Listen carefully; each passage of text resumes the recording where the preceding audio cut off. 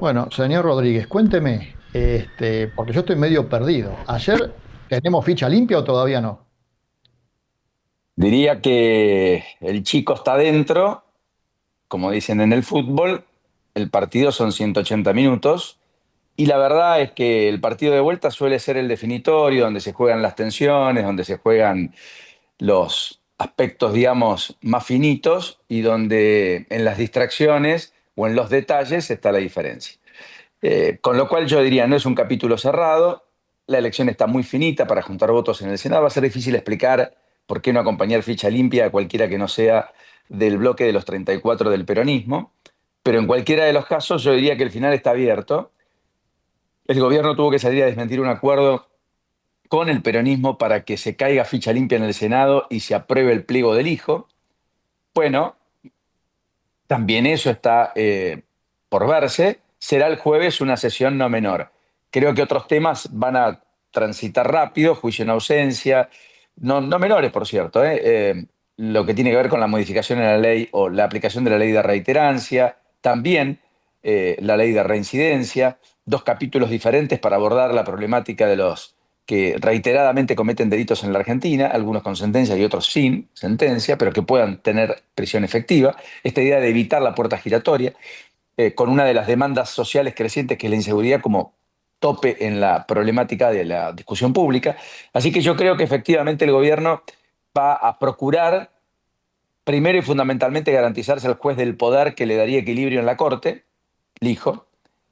Difícil para explicar, Lijo, difícil para defender, Lijo, difícil para cualquier votante que abrazó ideológicamente el espíritu republicano de un gobierno que venía a terminar con el kirchnerismo, con el populismo, las prácticas autoritarias y demás, pero en definitiva descriptivo de también aspectos que hacen al gobierno. El gobierno es también eso. ¿Eh? Así que, bueno, será una semana de revelaciones, ¿no? Como suele decir el propio gobierno. ¿El mismo día se supone que se trata ficha limpia en el Senado y lijo? Sí, Es contradictorio, ¿no? desde el vamos. ¿Y crees que eso en realidad beneficia al gobierno? A ver, le da la sensación al sistema que el gobierno impone condiciones, que el gobierno, aún con una enorme minoría, puede tomar decisiones y puede imponer jueces en la Corte que no logró Alberto Fernández con Cristina Fernández de Kirchner y con mayorías incluso en el Senado, el peronismo.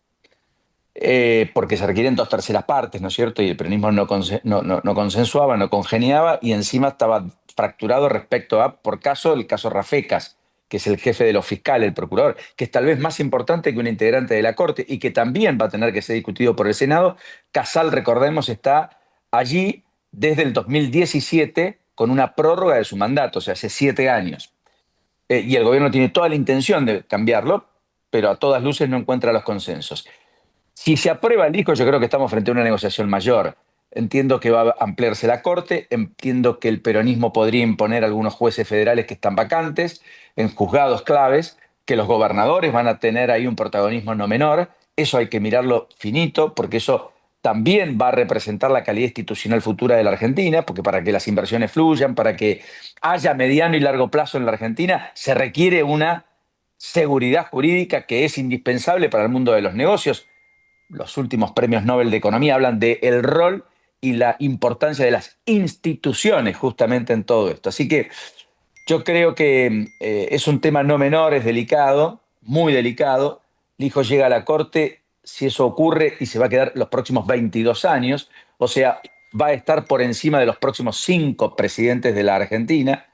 Es el poder real en general en la Argentina, el de la justicia, que es la que en última instancia con su lapicera define patrimonio y libertad de las personas, patrimonio y libertad de las personas.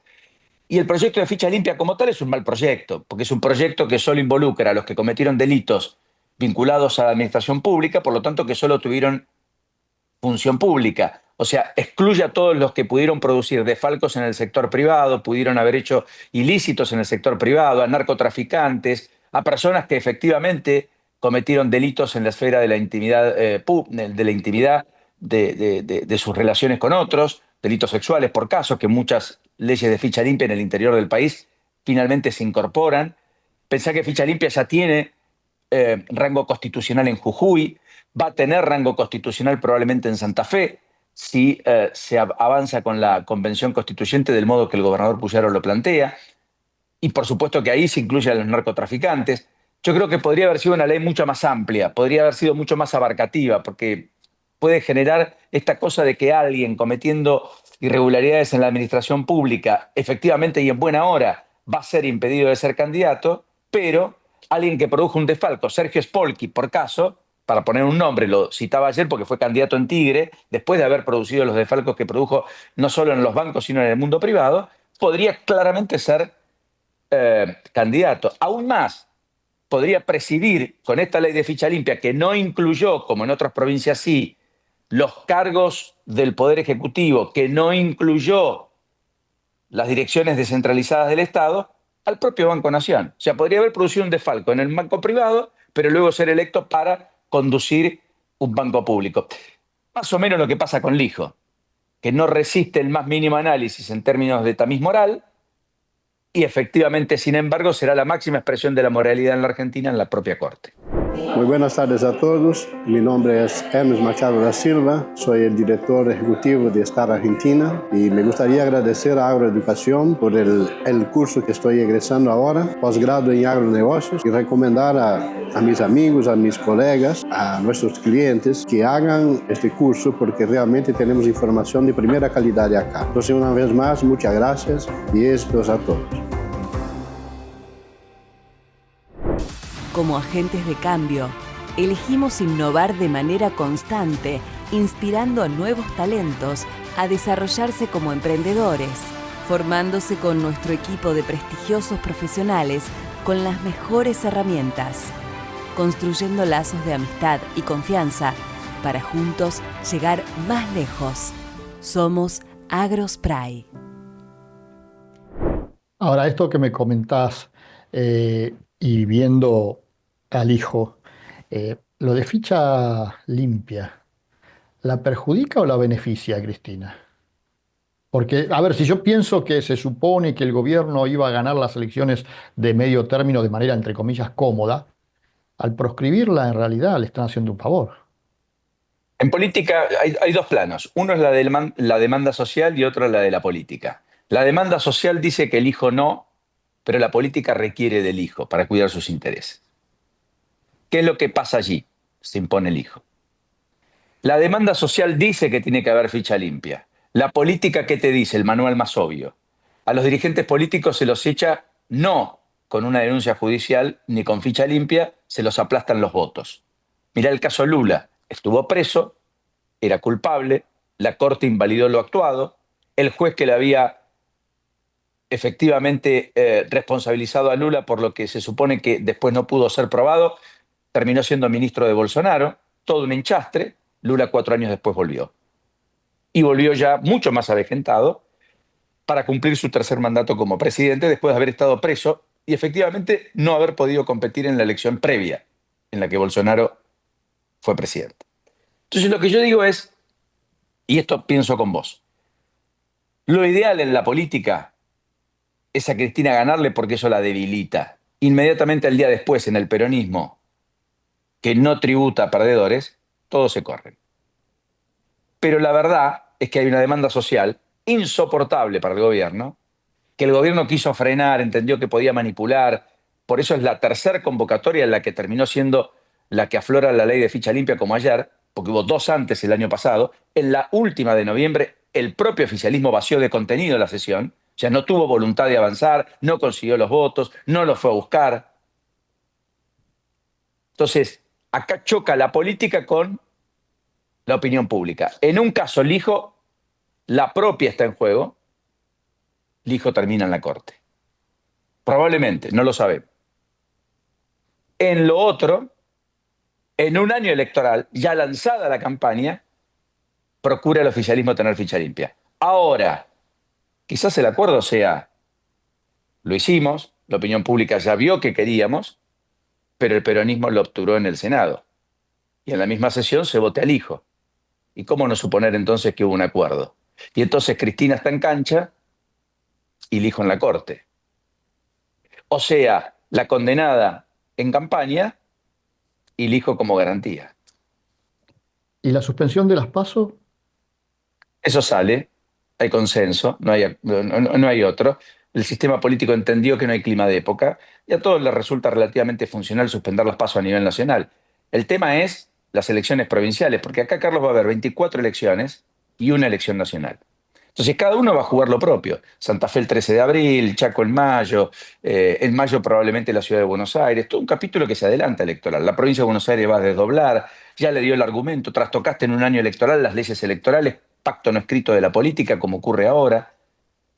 Es decir, en vez de hacer como el año pasado que pusiste boleta única, haber hecho todo lo que estás haciendo en octubre, noviembre, y por lo tanto en un año no electoral, lo estás haciendo en un año electoral, ya con la campaña lanzada y a fines de febrero, con elecciones que se te vienen, que están al caer, con padrones que se tienen que conocer a fines de marzo. La justicia electoral corre contra reloj. Ahora, efectivamente, eso hace que la provincia diga, bueno, ahora me desacoplo, me desengancho.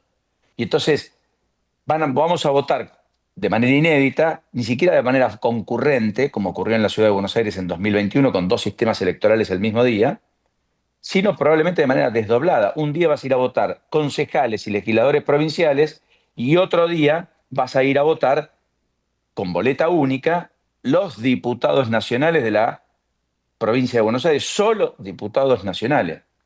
Lo cual no está ni bien ni mal, está bien, pero digo, eliminás la PASO, pero vas dos veces a votar igual, ¿eh? Y efectivamente va a haber un gasto bastante parecido. Ahora, yo veo con beneplácito esa discusión. Creo que son superadoras cuando vos focalizás en lo local, porque es más enriquecedor discutir los temas locales, porque si no te impregna la elección nacional. Si no, siempre quedás subsumido a la discusión nacional. Y la provincia de Buenos Aires tiene su propia autonomía, como la tiene Santa Fe, Mendoza, Córdoba, Tierra del Fuego, Jujuy, no importa. Cada uno tiene su realidad. Así que yo veo con buenos ojos eso. Ahora, eso es por conveniencia de Kicillof, por conveniencia del peronismo, por conveniencia de los intendentes, primero y fundamentalmente de los intendentes, porque además es elecciones con el sistema tradicional, donde el peso de los aparatos es muy distinto a la boleta única, donde efectivamente con boleta única fenómenos políticos como Amalia Granata, como se ha visto, sin referencia nacional, puede juntar 600.000 votos en Santa Fe. Eso es imposible con el sistema tradicional, mucho menos en la provincia de Buenos Aires. Ahora, con la sociedad que descree mucho de la política y está demostrado en los resultados de las últimas elecciones y de los políticos sobre todo, aquellos que tienen historia, todo esto que pasa con ficha limpia, lijo, las pasos suspendidas, ¿tiene impacto o lo único que la sociedad está mirando hoy es, bueno, castiguemos a los políticos de la manera que a Milei se le ocurra por un lado y no me toques la inflación y con eso vamos bien? Y el dólar déjamelo ahí abajo, quietito. Bueno, la experiencia dice que los fenómenos de estabilización dieron vía libre para victorias como la de Herman González, un riojano en la ciudad de Buenos Aires en el año 93, la única vez que el peronismo ganó una elección en la ciudad, o los procesos de consolidación de Néstor Kirchner y el kirchnerismo después de la debilidad con la que asumió, o en su defecto con Alfonsín la elección del 85 después del éxito inicial del programa, del plan Austral, o en su defecto, si me permitís, el 2017 con Macri, bajando la inflación, estabilizando la economía, saliendo del cepo, etcétera. Así que yo te diría que el mandato inicial de la sociedad Milei fue arreglame la macro, por eso un economista, bajame fuerte la inflación y poneme orden público. Basta de piquete, basta. Y además alguna recreación épica en términos de clima de época.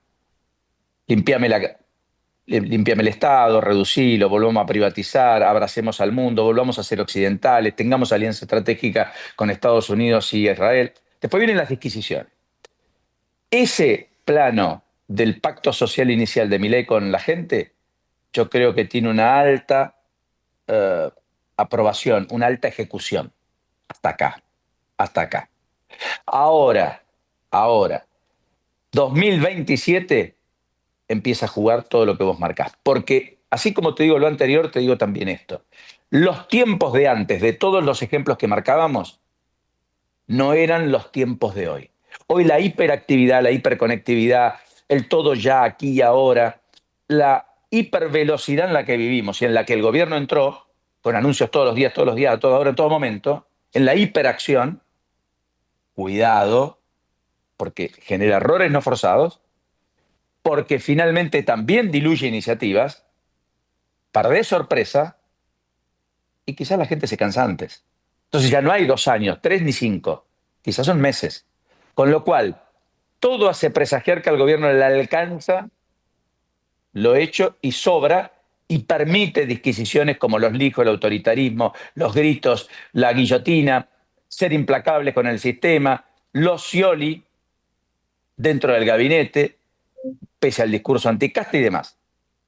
¿Quiere decir que sea eterno?